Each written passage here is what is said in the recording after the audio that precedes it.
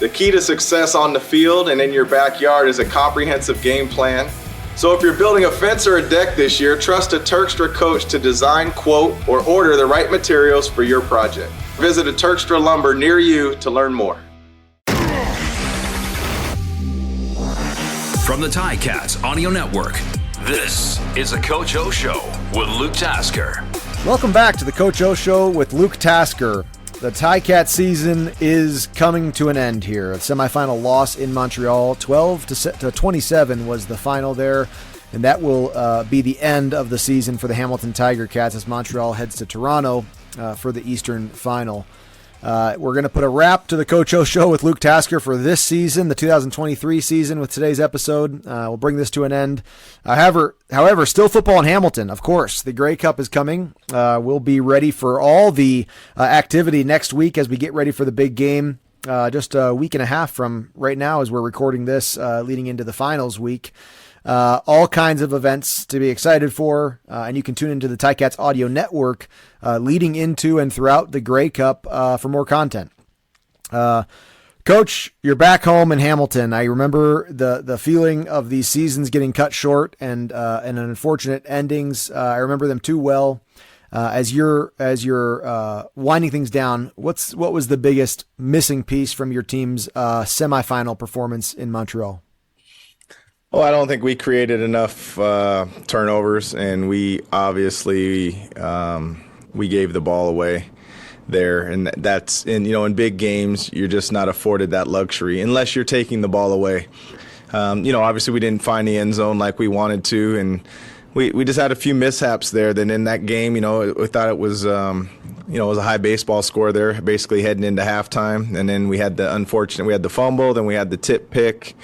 Yeah. And they capitalized on it. So it's still a one-score game that, at halftime. But, it was looking more like it was going to be 7-6 heading in. And, yeah, definitely just extremely disappointed in the outcome. Definitely proud of our effort all season. Yeah. You mentioned, trouble getting into the end zone. It was four field goals for your 12 points in Montreal. Is there a particular strength of Montreal? Is there something they're doing very well preventing those touchdowns? Well, I thought we did a good job of preventing touchdowns too, for the most part. Yeah, they prevent a lot of challenges. They have multiple looks and that sort of thing. But we obviously are, we didn't get an opportunity because when you turn the ball over, we were down there moving the ball relatively well. I think we were enforcing our will on them a little bit there early on in the game, running the ball effectively, spreading the ball out, changing our personnel groupings. I thought they were having challenges also, but then we have the fumble there, and it just doesn't bode well for winning. I thought we did a great job of being extremely disciplined until the unfortunate thing at the end. I don't think we had a penalty in the game until that last thing. I think they declined one, but I thought our discipline was strong, and I thought the compete level was super high, and it really felt like it might be one of those games where who had the ball last was going to have the best opportunity to win, and it just didn't unravel that way. Yeah. You mentioned the sort of scuffle at the end of the game with both teams involved there. Any insight you can give to that? Is that just emotions at the end of the season? It was sort of a confusing scene on monitors and watching in person. Yeah, there's no defense for, any of that, right? That's one of those things. It's not who we are. It's not what we stand for. Sometimes people make poor decisions, and it doesn't just affect that person. It affects the whole team, but that is not indicative of who we are, how we've been, the reputation of this organization. We like to toe the line. We like to get pulled back, but we don't condone that sort of thing. So it was a wildly embarrassing moment, a learning moment. And, it really emphasizes that, one decision can affect a lot of people in the perception. But I know who we are. Other teams know who we are and what we stand for. Is an unfortunate thing. Mm-hmm. Defensively, to think back to the beginning of the season and that first maybe third of the season, the defense actually sort of started statistically slow. I mean, they were in the bottom half of a lot of categories statistically. And by the end of this season, I mean, that was a pretty productive group overall. What's your sort of memory or story of your defense for this season? I think you summed it up. I think it was a slow start. explosion wise, getting in the end zones, the run, stopping the run. And I think we just found out who we were a little bit along the way, learned how to navigate around key injuries, kind of find out who you are. And, and it's always a complimentary thing there, Luke, when it comes to, the offense became a little bit more productive, so we weren't on the field quite as much. But we did really limit explosions. We started taking the football away. And, I felt like we made more timely plays consistently. And that's really what happened. When you're young in the back end, sometimes the best teacher, fortunately and unfortunately, is experience. And I just felt like we matured in that way, and everybody had a better understanding of just what it takes to consistently win, not just be a good defense. So, and obviously we controlled the run game a lot better down the stretch. So regardless of where we finish in the standings, obviously when you take care of those areas, you end up higher in the standings or rankings. Sure.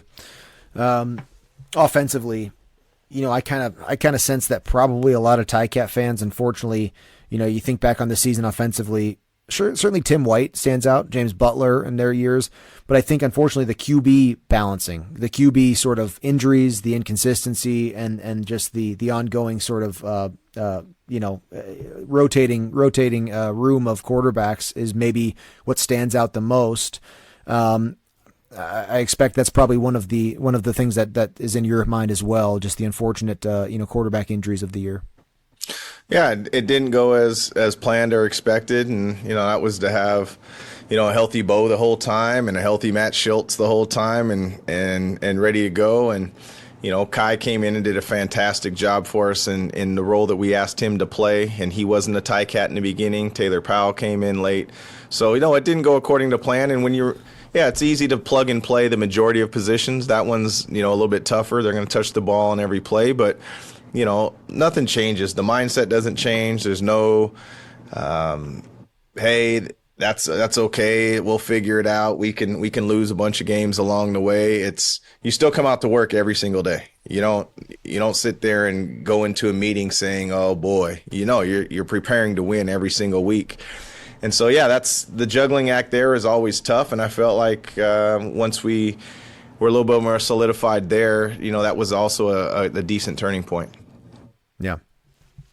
Let's get to a fan question here, Coach. Our last fan question for the season for 2023 and the Coach O Show.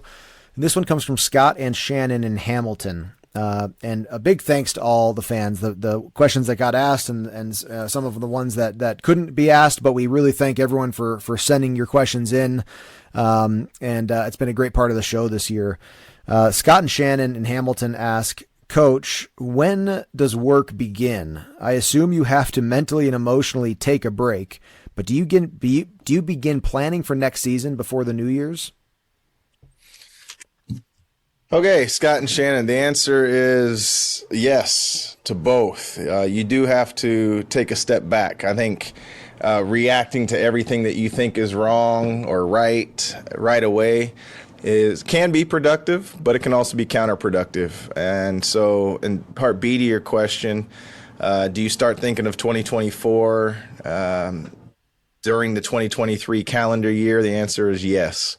Absolutely you do, because there's a lot of people, staff included, organizationally, that are not under contract, right? It's not, these are people, football's the title, but there's a lot that goes into football. And when you have an organization, I'm always in front of the camera, but it's everybody behind the camera that allows me to be in front of the camera. And that has to be taken care of. So you can't turn it all completely off. And I think, Scott and Shannon, you're referring more to the football portion, but the football portion doesn't go without the people behind the football. So, and I know you're probably also want to know about like free agents and that sort of thing.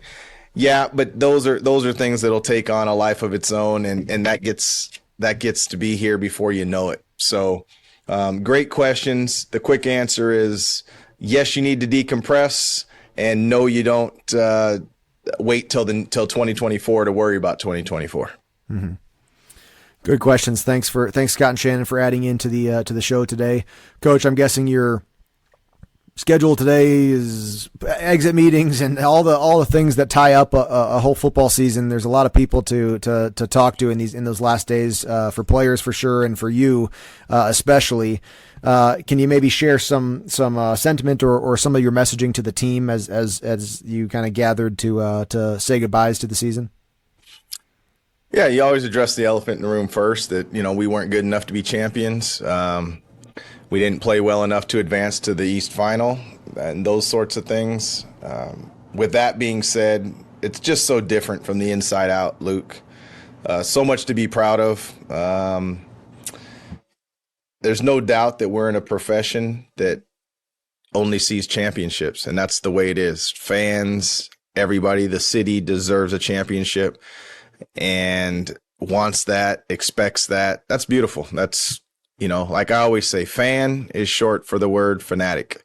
And people are going to have strong opinions about what it is they want to do and see and hear, and that's fine. That's what the sports entertainment business is about. And so, with that being said, our goal is always to win the Grey Cup and acquire the best free agents and, be the top class and best in class organization. And that's always the goal. And that's what you're working towards. And things don't go according to plan. And anybody that's living understands that. It's called life, and life doesn't go as expected. You're guaranteed adversity. You're guaranteed things that you're going to have to adjust. And football's no different. The difference is you're evaluated every week in front of, you name it, however many people you want to say, from tens of thousands to possibly a million people. And that's the beauty of it. And that's what you sign up for. This is sports, and people have an opinion and are passionate about it and have answers and demand this and are going to critique everything that you do. And so that's the players are critiqued the same way. Everybody has a voice. It used to just be a newspaper and you'd have to pick it up. Now everybody on their way out of the stadium can speak on who played terrible, who dropped the ball, this person cost us the game. That's the world they live in. And so it's important that I recognize them as people and exactly what we did inside out and everything that we had to overcome to get an opportunity to win a championship. And I'm just so proud of the people, right? They're not players, they're people. And what we had to overcome and go through, it's our journey. And I said, do not let anybody take any of that away, because they don't understand. Don't expect them to understand. That does not excuse the end goal of what we want to get accomplished. But if they go through life and they're defined by the end result of everything they do, that's not what we do here. These guys and gals are winners. There's so many lessons to be taken along the way. And yes, as long as they keep score, it's a zero-sum game. As long as they keep score, there's always going to be a winner and a loser. But if you don't take anything along the journey and celebrate some of the little things, you've missed it. And I don't ever want to miss an opportunity to help people be better people. So I want to build champions while pursuing championships. And unfortunately and fortunately, there's only one color of confetti that falls at the end of the day. Luke, you've been in some of those meetings. I think you'd be hard pressed to find anything negative that came out of it when we fell short those times, especially when I was in front of the room as the head coach. Disappointing as it may be, those rooms are never the same. The relationships, the laughs, the tears, the grind, the injuries. I don't want to embarrass you, but, I get almost emotional thinking about the sacrifice you made and the pain you played through. You may drop a pass in a game and that's all they see, but they don't know that you were coughing up blood the week before, or that you were training hard and the shots you took to do it. And nor should they know. But that's what I'm trying to do, is give everybody out there a tangible example of why it's not B-rated and why Luke Tasker is not a failure because he dropped a ball or we didn't win a Grey Cup. Because I know from the inside out the sacrifice that a Luke Tasker made and the torture that his family and wife went through, and what he did in the offseason and sacrificing his next career to be the best he could be. Those are the things I like to highlight at the end of the year and not be defined by the scoreboard. Yeah, wow, that's just really, really valuable words, and I'm reminded of the speeches you made similar to that, and I know the authenticity that comes in the franchise that we're a part of with the Ticats and the Ticats Audio Network about the sincerity of caring about people and how hard it is, how much goes into a season that even without a Grey Cup. And so I appreciate your words, Coach, and it's really telling. I think that listeners will appreciate that message. Yeah, I was just going to say, I just really feel like we work hard on building the foundation here, Luke. It's something we spend time on. We don't do 24, if there's an hour meeting, you've been in those meetings that, we're going to do 10 minutes of people time and bonding time and whatever it may be. Even the listeners wouldn't quite understand. You've been a part of it. And I just think while people say, oh, it's 10 minutes, we're missing out on these plays. I look at it as 10 minutes of bonding and building time into a values that you believe in and you think that will make a difference. 10 minutes times, 6 days a week, all of a sudden is an hour times 20 weeks becomes a lot of time. And when you start to see the fruit and you start to hear about people that are from other organizations talk about the environment, and wanting to be a part of it and things that they appreciate. It's not just the physical play of standing on the shoulders who came before you. This is about the Luke Taskers, the Andy Fantus, the CJ Gables, the Riker Matthews, the Taylor Reeds. Like, this has been built. This environment has been built even when I was the DC, and you knew that. It used to be, I'm just saying this to you, Luke, they won't get this, but the floor call before, the yells, that used to just be defense, if you remember, when I was the DC. And I just said, that's a team thing now. And that permeates. It's still going. And that wasn't something that started this year. And so it's not just trying to make the plays of the people, the legendary people before. It's being a part of this organization, being first class, being best in class at treating bus drivers a certain way, treating pilots a certain way, cleaning up locker rooms a certain way. That's the Hamilton way. Oh, and by the way, we're going to bang you between the white lines a little bit too. Mm-hmm. Yeah. That's fantastic, Coach. It's it is just a reminder of you make me think back to the sacrifice that it is to be a part of it and how much good comes even before you've won or lost a game. Quickly, we'll give another really big thanks to Terkstra Lumber. They've been a great partnership with the Ticats and with the Ticats Audio Network. The Coach O Show with Luke Tasker is presented by Terkstra Lumber. Check out the project coaches at Terkstra Lumber. They can help with every part of your home reno, from designing a deck to ordering a new front door. Learn more at TerkstraLumber.com. And thank you for a great year of a partnership with Terkstra and the Coach O Show with Luke Tasker. Coach, the Ticats are done for the year. Fans, listeners, make sure you get your tickets for all kinds of Grey Cup activities that are going to be happening here in the coming week as we lead up to the big game. Coach, you've already said so many great things and your sentiment towards the players and towards the organization. I just wouldn't want to wrap before giving you a chance to just address the fans and just for our last episode of this season. Yeah. It's real simple. I thank the fans for their passion. I thank them for sticking out. Or sticking it out with us. I thank them for their cheers. I'm thankful for their boos. Their passion is second to none. It's really that simple. Like it's how genuine it is, to be honest with you. It's the sincerity of it. There's nobody as disappointed as the rest of us, everybody here that are trying to get the end goal. We understand what it is. We just don't end watch. And so I just want a sincere thank you to all the fans, everybody that came out and gave it all they got and that drove home after the game excited and drove home after the game ticked off. That's the true passionate fans of Hamilton. And just a sincere thank you.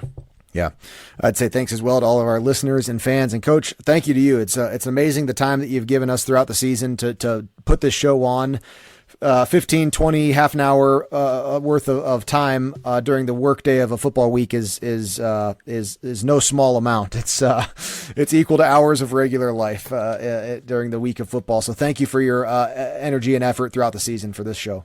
I appreciate it. Great job, Luke, and thank you to everybody for listening, tuning in. Looking forward to next year.